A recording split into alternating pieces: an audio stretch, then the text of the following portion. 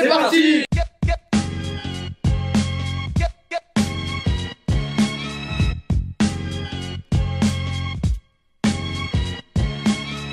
Salut à toutes et à tous et bienvenue pour une nouvelle édition de l'œil du SR saison 2, votre programme hebdomadaire du webzine Urban Street Reporter. Et aujourd'hui c'est une émission spéciale Startup car nous recevons l'équipe de Streety Food, vainqueur, vous le savez, du concours Week-end banlieue organisé au Stade de France. C'est quand même la classe, on a remporté un concours au Stade de France, bravo les gars déjà.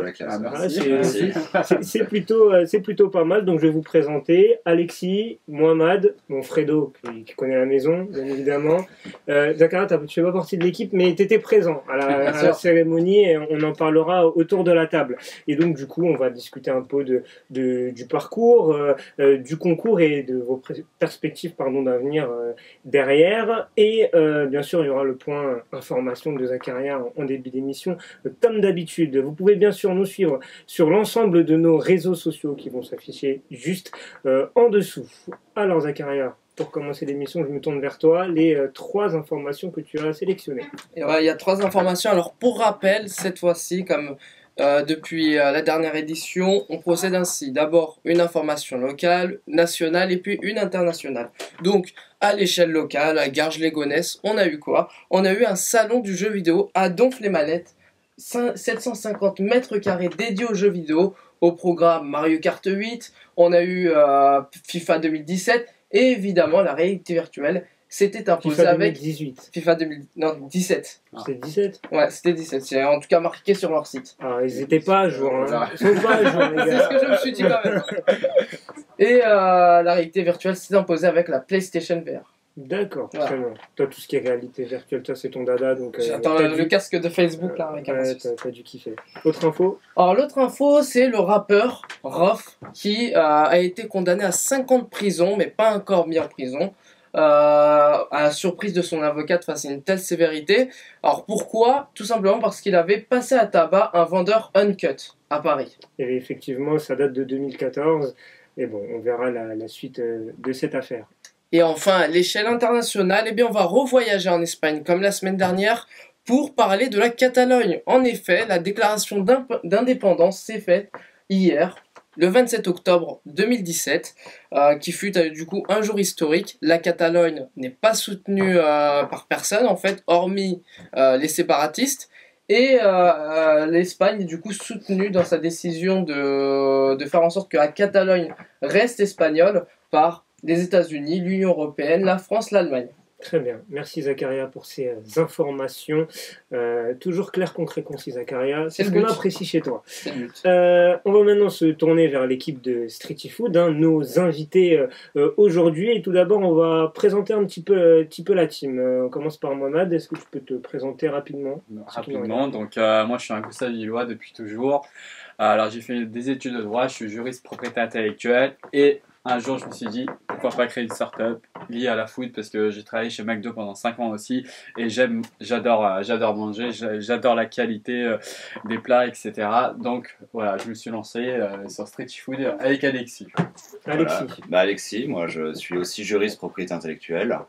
Après mon parcours, j'ai passé le barreau, et quand Mohamed m'a proposé de rejoindre Streety Food, je me suis dit, allez hop, on se lance dans l'aventure. Ça faisait longtemps que j'avais envie d'avoir un projet entrepreneurial aussi.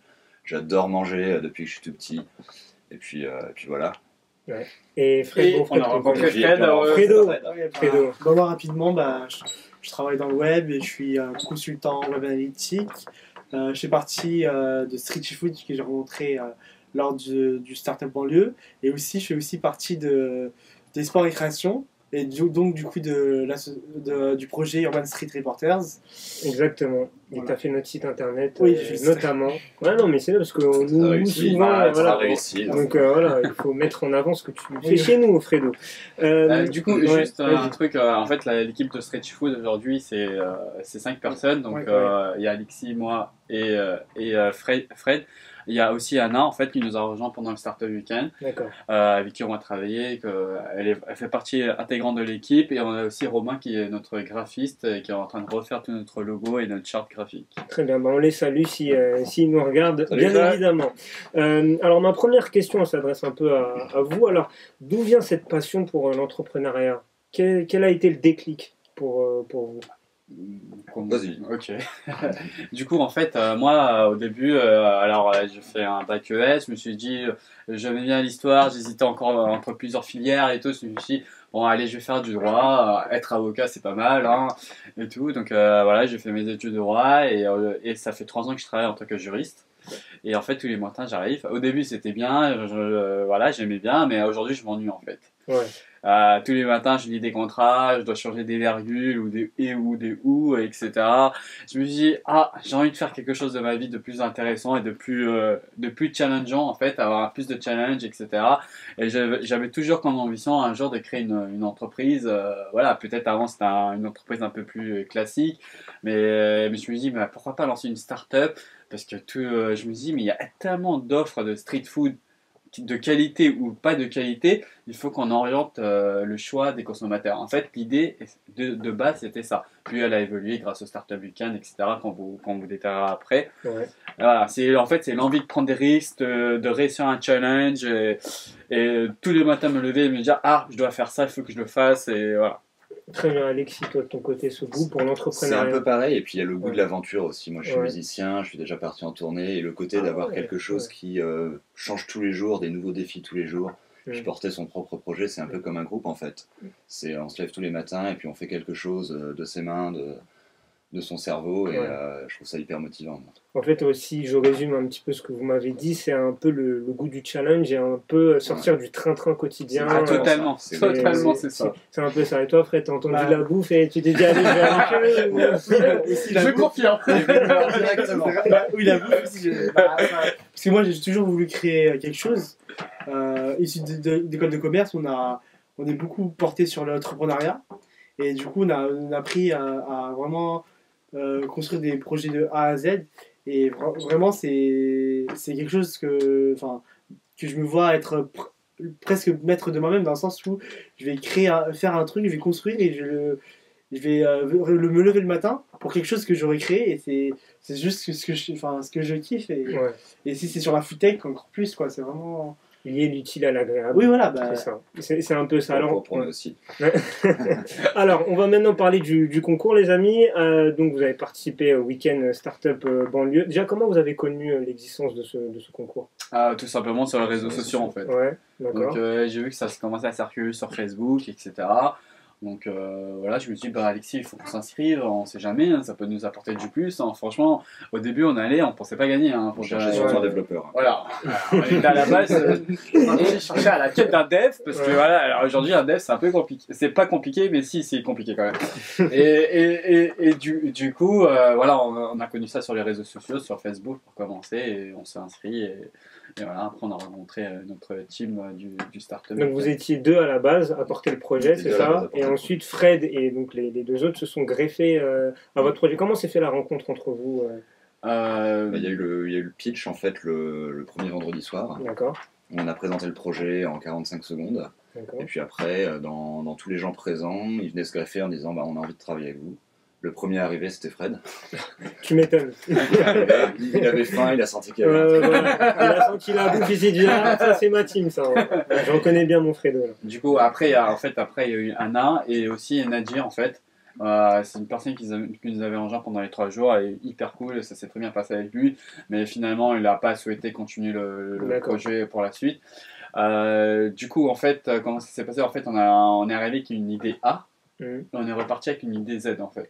Ah oui, donc l'idée de base a totalement changé au final après les multiples discussions, je pense, entre vous. Entre nous, avec Fred, avec Anna, avec Nadir, avec les mentors, etc. Ça a complètement changé. Ça restait très cohérent avec ce qu'on faisait, avec l'idée qu'on avait, mais c'était beaucoup plus ambitieux, beaucoup plus novateur et surtout le marché était beaucoup plus important. Et Fred, humblement, tu me diras, mais qu'est-ce que t'as apporté du coup dans cette team-là?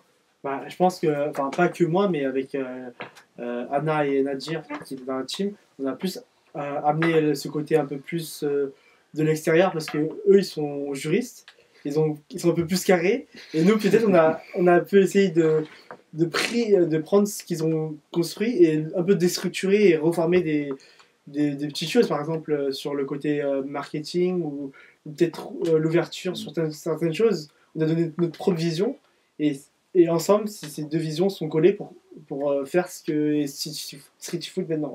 Alors, dimanche 1er octobre, jour de finale au Stade de France, 20 projets donc, qui se sont affrontés. Et donc, vous avez remporté le premier prix, d'ailleurs prix donné par Mounir Marjouli, secrétaire d'État numérique. Exactement, donc c'est quand même la classe, hein, c'est quand même pas n'importe qui. Comment ça s'est passé après, justement, après la victoire? Après la victoire, déjà, alors j'ai une première question. Qu'est-ce que vous avez gagné? Parce que ça, je pense que tout le monde se pose la question. Ok. Juste, je précise juste qu'en fait, on ne pensait pas gagner. Ouais. Il y avait vraiment du lourd en termes de projet. Non, mais on y était avec Zach, c'est vrai que magnifique projet. Très gros projet. Avec la deuxième, qui est la personne qui est arrivée deuxième avec son projet, je pensais que c'est elle qui allait gagner ou le projet sur les data, etc. On ne pensait pas du tout gagner. Et on a gagné finalement. Et du coup, ce qu'on a gagné, c'est une incubation à Station F, en fait, dans le plus grand incubateur au monde. On a gagné un suivi avec The Family, pour exemple, ils ont aidé à faire la dernière levée de fonds de Hitch, si je ne me trompe pas.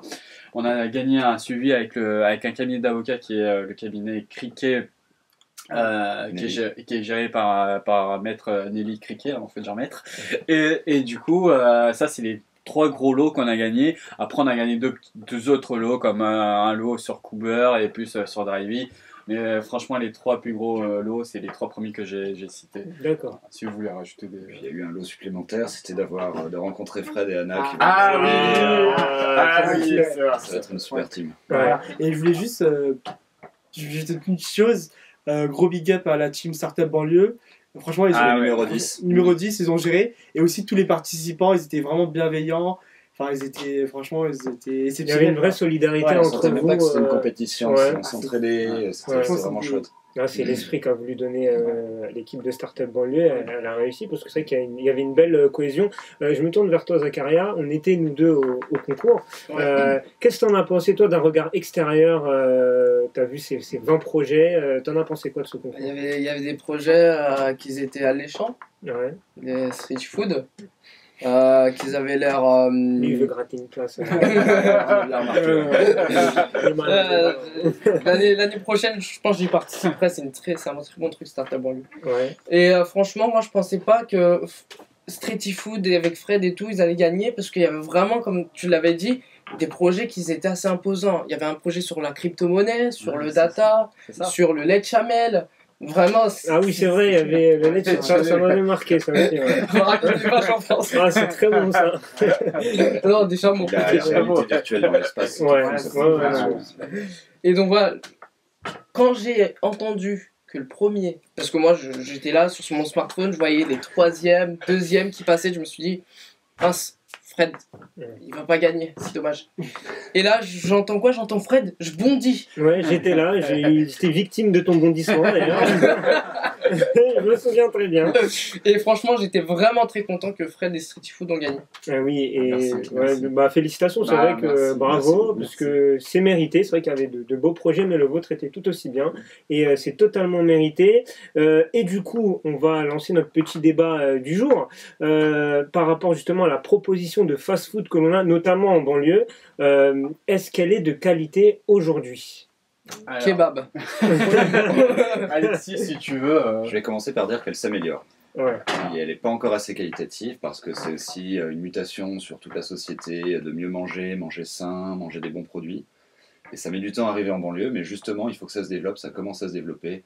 Il y a des super burgers et des kebabs à Saint-Denis qui ont ouvert, qui sont vraiment très quali. Ouais, il y en a un juste en face de la basilique. En fait, ils revendiquent avoir du bio, vraiment le burger parisien qui est venu en banlieue, etc.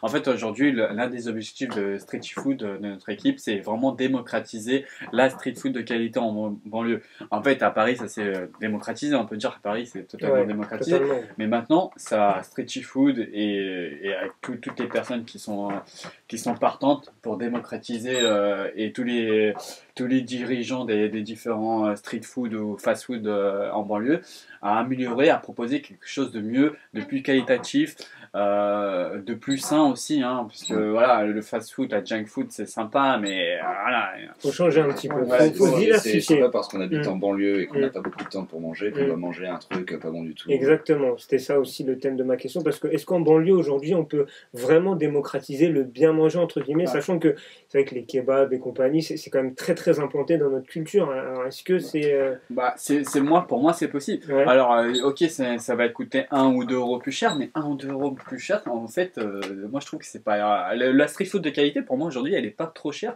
dans le sens où quand je vais dans un McDo, je donne un exemple, je ne vais pas donner l'exemple de McDo, mais en général je prends un menu pour 8 euros.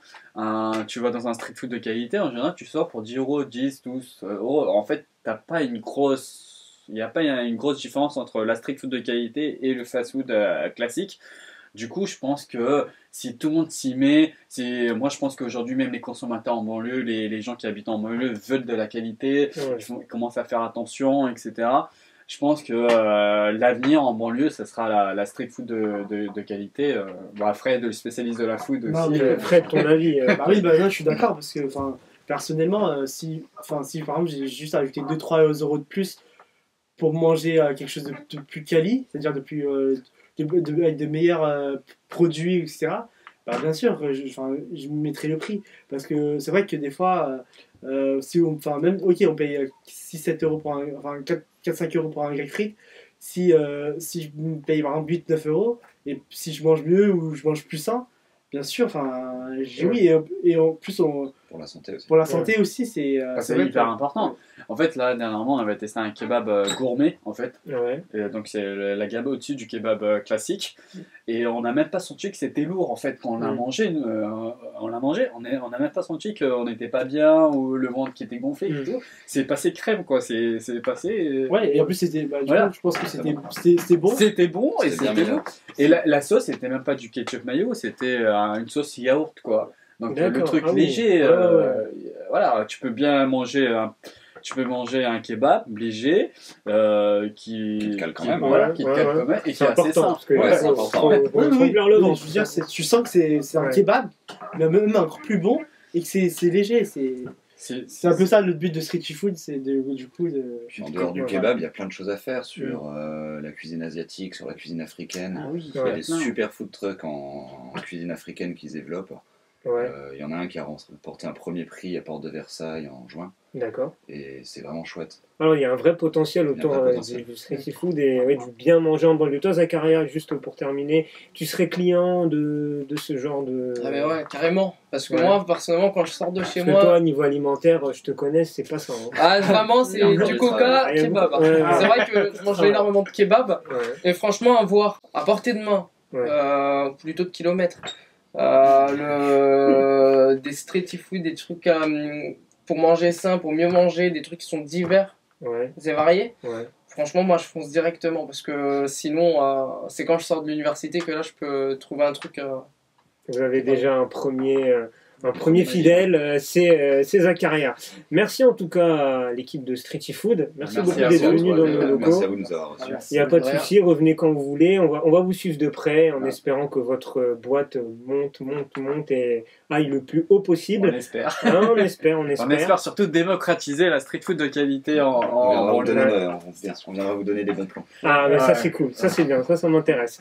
Merci Zakaria, notre journaliste. Ibrahim le dérangeur qui n'était pas à côté de moi aujourd'hui, il est derrière la caméra. Merci à toi.